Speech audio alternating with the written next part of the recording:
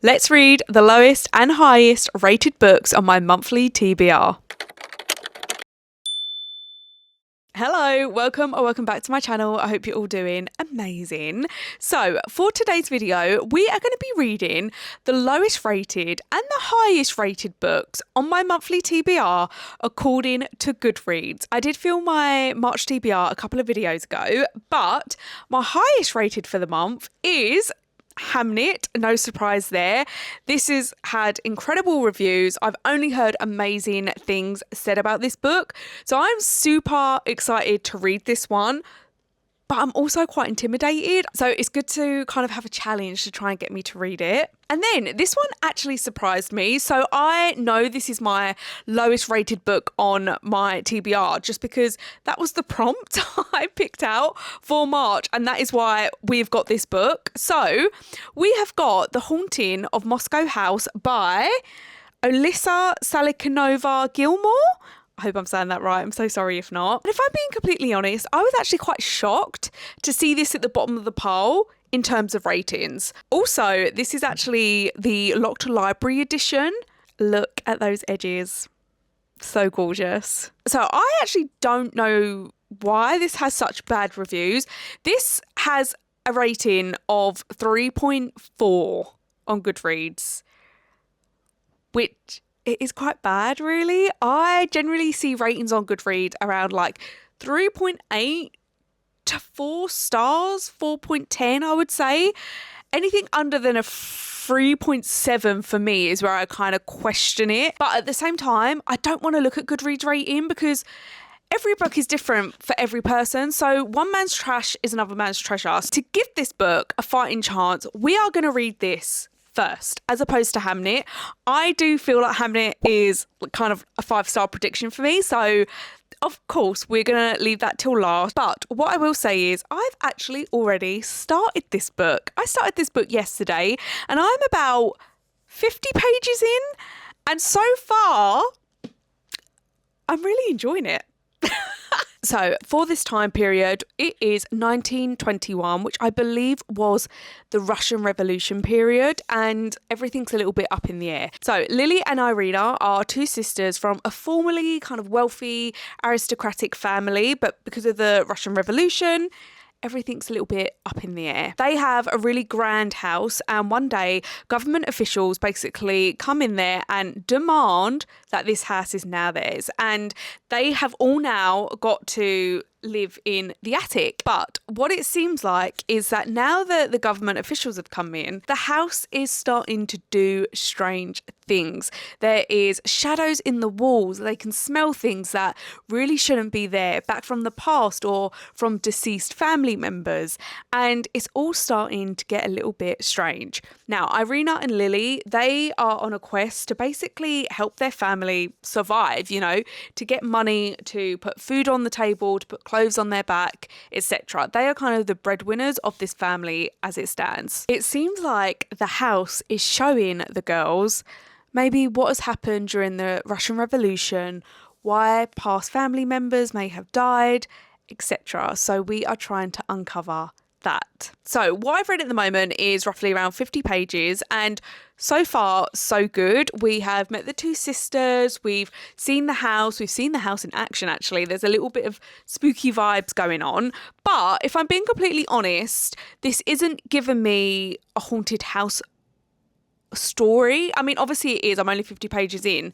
but for me it seems like there's much more going on, and that is why I feel like I may enjoy this. So obviously by the title you think maybe this is kind of like a horror, kind of spooky vibes, and while obviously it could be in the latter part of the book, I'm not getting that feeling from the first half. So I don't know if it's a little bit of like mismarketing, and maybe that's why it's not got great reviews and whatnot. Obviously I've not read too much at the moment, so I'm going to carry on reading and hopefully read a good chunk today and catch up with you tomorrow.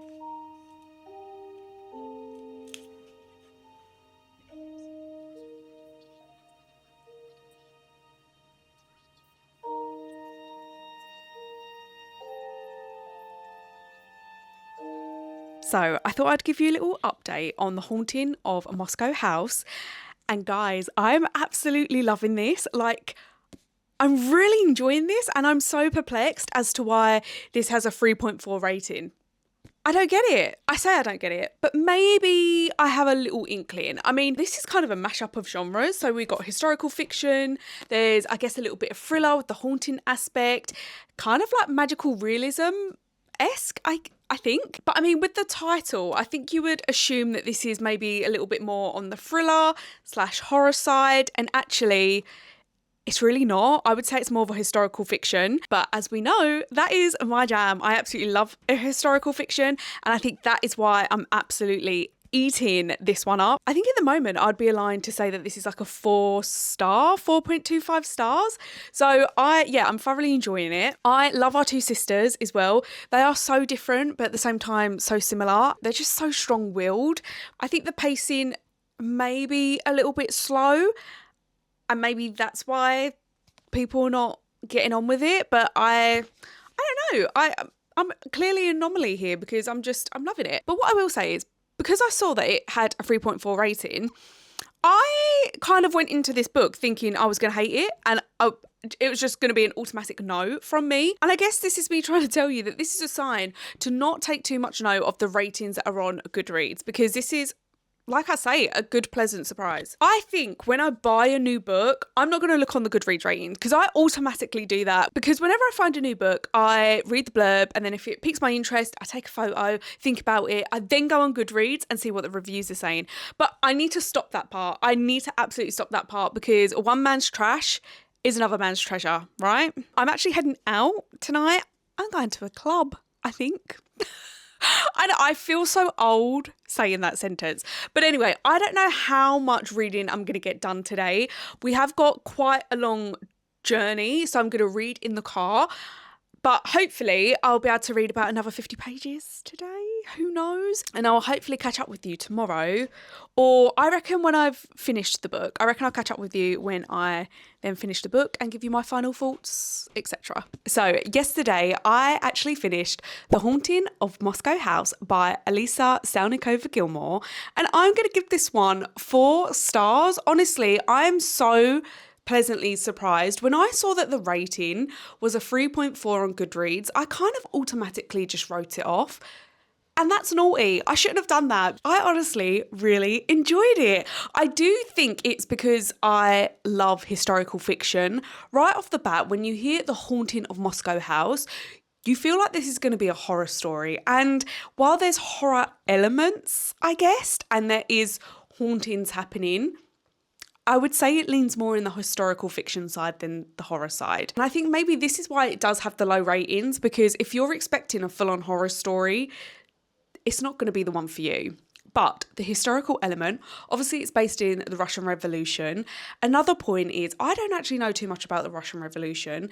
And I would say I didn't learn a whole lot about the Russian Revolution from this book. Will I go and do my own research afterwards? Yes, of course, like absolutely. Sometimes you would grab like snippets from the book and like learn a little bit more, but maybe that's down on me because I don't actually know too much about the Russian Revolution. But there is actually a historical note at the end of the book, quite a long one actually, which I always appreciate. There is a organisation in the book called the American Relief Association, I believe, and that was a real thing, which did actually shock me. I was reading the book thinking it wasn't, like, it was fictional, but it was actually real, and they managed to feed millions and millions of civilians during the Russian Revolution. I just found that incredible, and apparently it's not very well known within kind of that time period, so that I found really interesting. Now, the story as a whole, I would say I enjoyed our female main characters. They were two sisters. I love seeing their own character arc. I also love seeing their sisterly bond grow. They are quite strong female main characters. I really liked Irina. I mean, Lily was great too, but Irina, there was something about her that I really liked, who was the older sister. And there is also a little subplot of romance, which kind of breaks up the kind of doom and gloom within the story, which I quite appreciated. Now, while this isn't like an outstanding read for me, I don't think it deserves a 3.4. I generally don't. This was the lowest rated book on my TBR, not just my monthly TBR, my whole physical TBR. This was my lowest rated book. And I can't believe that. I genuinely can't believe that. And I have read some awful books in my time that has a better rating than this. So I mean, while I am confused because I did love the book, I do understand why. Like I say, is it a little bit of mismarketing? I mean, I don't think so, but obviously by the title, you would expect a horror. And while there is horror elements, it's not going to get you scared. It's not going to get you running underneath the bed sheets. So yeah, that is my thoughts on The Haunting of Moscow House. We've now read our lowest rated for the month. So we are going to read our highest rated of the month. And that is Hamnet by Maggie O'Farrell. Now, I've read the tiniest bit. My bookmark is in here. I think I've read like 10 pages. Obviously, I can't say too much. All I know about this book is that Hamnet is about William Shakespeare's son, and Hamlet, the play, is actually based around Hamnet, I believe. I've not actually read Hamlet, which I feel like I may need to change. To be fair, William Shakespeare is one of those authors where I can't lie, I'm so daunted to read a single piece of his work. And being from England, you know, I've been to Stratford-upon-Avon and whatnot. Like, I feel like it should be a rite of passage that I've read a William Shakespeare book, and I can't. So if anyone has any recommendations on the easiest place to start with William Shakespeare, I would really greatly appreciate that. Yes, so we are in the eyes, I believe, of William Shakespeare's son. And it does say right at the end, it says, Hamlet is a novel inspired by the son of a famous playwright, a boy whose life has all been forgotten, but whose name was given to one of the most celebrated plays ever written. And this is actually a 5-star prediction for me. I just feel like this is going to hit quite hard, especially because I feel like we're foreshadowing what the ending is going to be. I don't know. I'm so ready for this. But anyway, let's just crack on and start reading Hamnet.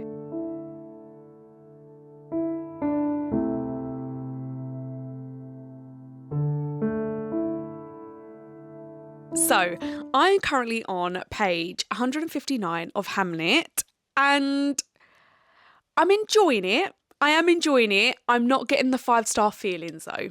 You know, sometimes you just get them right from the bat, and I don't think I'm getting a 5-star feeling, which is such a shame because I did have really high hopes, but I am still enjoying it, so I can't complain too much. What can I tell you? We are basically, obviously this is about William Shakespeare, I'm assuming, but he isn't actually named. He is the tutor in this book, and he's just kind of like a nameless character, but we are kind of inferring that he's William Shakespeare because of the surrounding story. So we are actually in everyone's point of view. We are in Hamnet's point of view. We are in the tutor's point of view. We are in Agnes's point of view, which is the tutor's wife and Hamnet's mother. Like, we're in so many point of views.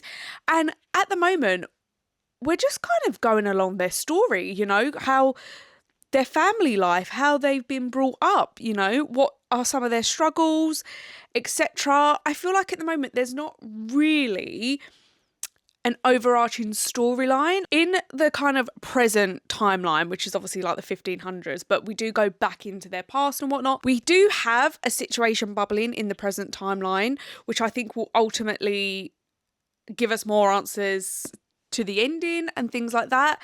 But there is a lot of backstory. Now, I don't mind a backstory. I quite enjoy it. From the blurb, you actually don't get much of what is inside the book, which I quite like. Like I say, I love going into books blind. But if you are someone that kind of relies heavily on a blurb and kind of knowing what that story is about, this doesn't give much. I am enjoying it. I am liking the characters. I thought we would get a bit more of Hamnet, but his story, not much is happening at the moment with his story. So yeah, I'm just kind of riding the waves at the moment, just seeing it where it takes me. Ideally, I need to finish this book today because I want to get this video posted tomorrow. Very ambitious, I know. So that means I've got like just over 200 pages to read today. I don't see how this is going to work. I am currently on my lunch break, so it's 1 p.m. So somehow in the space of a day, I've got to find time to read 200 pages. I highly suspect that is not going to happen today. Oh, and also the chapters are really, really long. I know some people hate long chapters. Me personally, I don't mind, but they are broken up. Like, you know, mid-chapter, there'd be like a little space in, so you could stop there if you want. But I know long chapters, some people just avoid them like the plague. So just as an FYI. But anyway, let's crack on.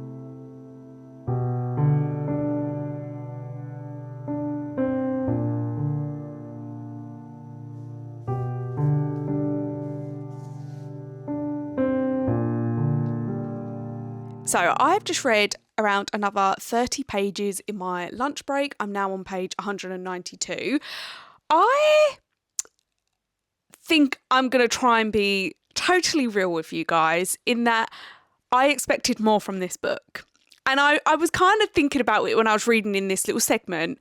And a little bit with the Haunted of Moscow House, where I thought it would be absolutely rubbish because of the ratings. I thought that Hamnet was going to be absolutely spectacular because of the ratings. And while, yes, I'm enjoying it, personally at the moment, it's nothing spectacular. On paper, this book has everything that I absolutely love.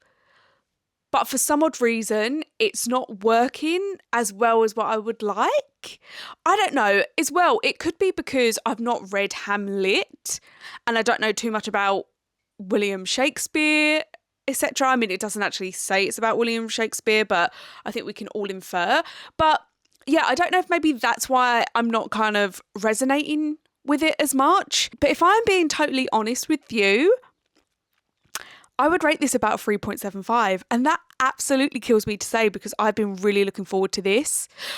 What I will say is I think this will be a fantastic movie adaptation. So I know it's obviously just come out. I actually think I'm going to prefer the movie to the book. I mean, at the moment, not much has happened. I'm more than halfway through the book now. I just feel like not much has happened with the plot. Yes, we are learning a lot. We have the backstory. We're learning more about our main characters, etc. But the plot itself, nothing's really been elaborated on, you know? And I feel like it's a little bit slow for me. And I actually quite enjoy backstories and slower pacings, things like that. I enjoy that. So I don't know what I'm missing here because this has got really amazing reviews. I am expecting a really a sucker punch ending. I feel like that might bring it up to a 4 over a 4. But at the moment, I'm just slightly a little bit disappointed. I just expected a little bit more. And that really pains me to say. But regardless, my lunch break is over. Back to work I go. I will, of course, read some after work. And hopefully I will be able to check in with you, my final thoughts of the day, and let you know if I did actually finish this book or not. I'm highly suspecting if I finish this book by the end of today, I promise you right now, I'm treating myself to a new book. I mean, any excuse, but I would be really proud of myself if I finished this book today. Hello. So, I do not get to buy myself a new book. Do you know why? Because I only read 30 pages last night. I was supposed to finish Hamnet and all I read was 30 pages. Absolutely shocking. But I was in the office today and I thought, rather than doing mindless scrolling, I'm going to take my book. So I read my book on my commute and I managed to read just over 40 pages. I have roughly around 100 pages left. I'm going to read hopefully the bulk of it tonight and then maybe some in the morning and will give you my final thoughts. But before that, I just wanted to come on and say that I have actually received some publisher mail, and that is Across the Vanishing Sky by Catherine Cowles. And thank you so much to Evermore for sending me this one. I do actually believe this is out now. I want to say it does say come in March 2026, but I'm sure I've seen this in the works. I actually haven't read a Catherine Cowles book before, so I'm really excited to read this one. I've actually only seen amazing reviews, literally 4.5 stars and above, so I'm so ready to delve into that. This is actually going to be my next read after Hamnet. I think I just need a little bit of a romance, I think. So obviously I need to add this to my physical TBR. And I also actually received a pre-order today, and that is Just Friends by Pham. And I've been watching Hayley for the longest time. Like, I just think the least I can do is pre-order and purchase her debut novel, because she's entertained me over the years, you know, and I just think it's the least I can do. And honestly, this seems right on my street. This is kind of giving me Emily Henry vibes, and I'm ready for it. And I just really hope I love this. Of course, I'll give you my honest opinions, but yeah, I have really high hopes. Yeah, and I want to add to the physical TBR. I may also have done a book haul. I never learn. Anyway, I need to get cracking. I need to read Hamnet. I'm not wholly impressed by the book. I'm enjoying it. Yes, I thought it would be a 5-star prediction. It's not. I'm so sorry. My washing machine is on in the background and I actually think it's quite noisy, isn't it? I just feel like maybe I'm not connected to the characters. I don't know. I don't know if that says more about me, if I'm heartless. I don't know, but I'm so disappointed with it. And it's not that it's a slog to get through. I just think the ending is not gonna suffice me. But rather than yapping, let's get reading, and then I can actually tell you all my thoughts. I have just finished Hamnet by Maggie O'Farrell, and unfortunately I'm going to be rating this one 3 stars. I just do not think this book is for me, and I'm honestly so disappointed because, like I say, this was a 5-star prediction. On paper, this should be a book that I absolutely love, but it just didn't work. And I do think that's a problem with me because I don't know Hamlet. I don't know Shakespeare's work. And I have a sneaky suspicion that this would hit like 10 times harder if you do, especially if you know Hamlet, which I'm really embarrassed to say I don't. I don't know nothing about Hamlet. I don't know nothing about any of Shakespeare's works, which actually it is really embarrassing to admit on the internet. Now, I have to say, I preferred the first half so much more than the second half. At least with the first half, we are kind of character building, we are world setting a little bit, we are kind of getting to know what the plot may be. I found myself quite enjoying it. And then we got to kind of the halfway mark. This book is set up in kind of 2 acts, the first act and the second act.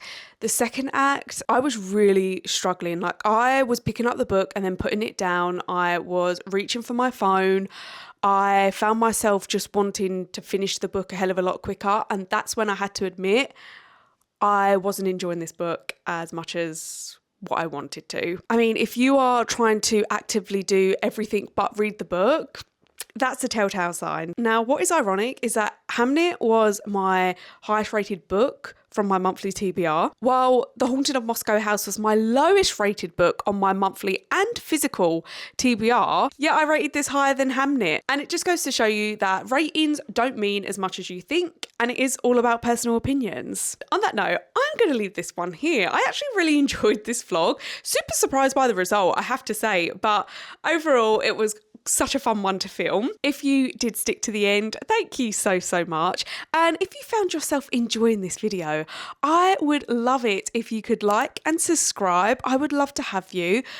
Have you read any of these books? What did you think of them? I'm assuming a lot of people have read Hamnet, and I fear that we might not have the same opinions. So yeah, I would love to know all your thoughts in the comments, and I will hopefully see you in the next one. Bye.